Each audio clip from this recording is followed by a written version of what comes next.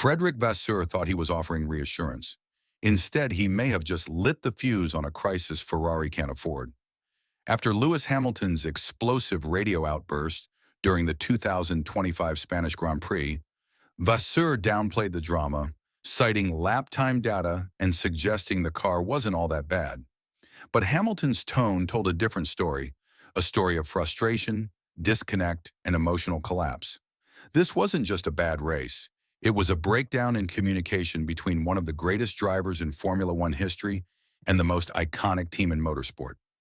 Vasseur's comments, calm and analytical on the surface, only exposed how out of sync Ferrari truly is with their star signing. And if the team keeps ignoring the deeper emotional signals, this partnership won't just underperform, it could implode. What happened in Barcelona wasn't just about tires or telemetry, it was a warning. And now the clock is ticking. When Vasseur addressed the media after the Spanish Grand Prix, he tried to frame Hamilton's radio message as an overreaction.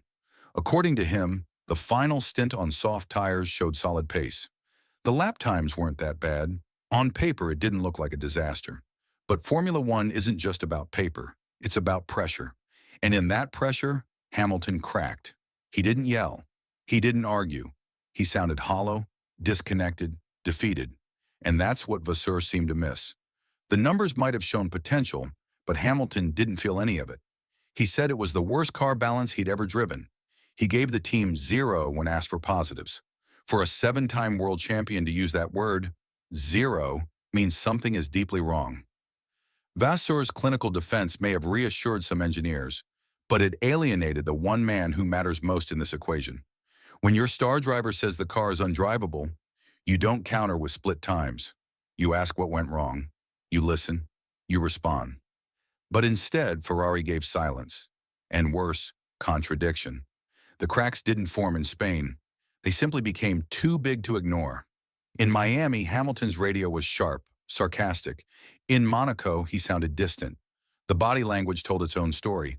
Less engagement in the garage, fewer words with his engineer, less spark in post-race interviews.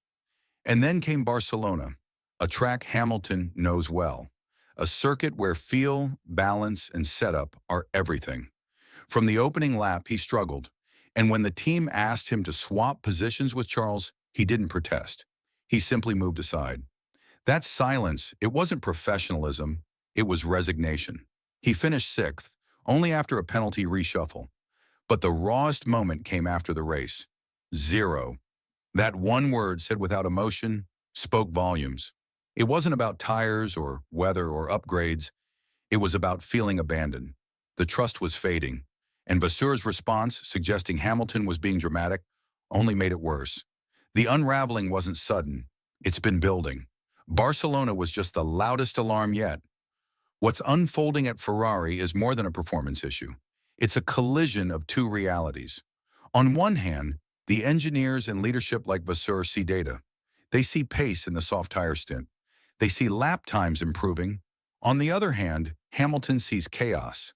He feels instability, unpredictability, and a complete lack of response to his feedback. These two realities can't coexist for long, and the danger lies in Ferrari's assumption that data is always right. Because when a driver of Hamilton's experience says the car is undrivable, he's not making it up. He's trying to send a message. Ferrari must reset. Not just the car, but the culture. Start listening again. Stop managing Hamilton through PR statements and start engaging him in real conversations. If they don't, they risk losing more than a race. They risk losing the very driver they bet their future on. Because Hamilton's not waiting forever. He didn't leave Mercedes to be a passenger in his own career. He came to drive, to lead, and to win. And if Ferrari won't let him do that, he'll look elsewhere. Maybe not tomorrow, maybe not next week, but soon. Everyone focuses on speed, strategy, and pit stops. But the real failure here is emotional. Ferrari is losing its heartbeat. That fierce, fearless energy that once defined them is being replaced by hesitation, cold logic, and miscommunication. Hamilton didn't just need a better car in Spain. He needed connection, reassurance, a signal that Ferrari is as invested in him as he is in them. Instead, he got rebuttals. He got data. He got treated like an equation. And that's the real tragedy. Because this story was supposed to be different.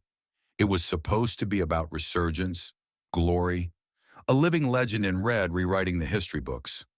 But what we're watching instead is a slow unraveling of belief. And unless Ferrari changes course, this won't be remembered as the year Hamilton lifted Ferrari. It'll be remembered as the year they lost him. Fred Vasseur might have meant well with his calm words after the Spanish Grand Prix, but what he revealed, perhaps unintentionally, was the depth of Ferrari's internal disconnect.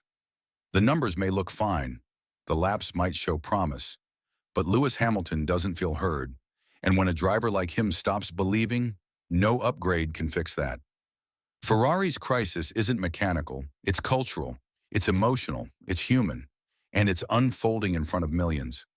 Canada will be a tipping point. If Ferrari listens, truly listens, they might save this relationship. But if they don't, if they keep brushing aside Hamilton's instincts, they're headed for heartbreak.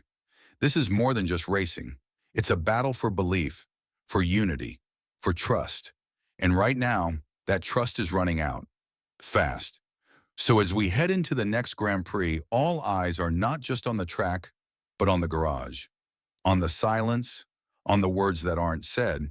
Because in Formula One, the loudest message is often the one left unspoken.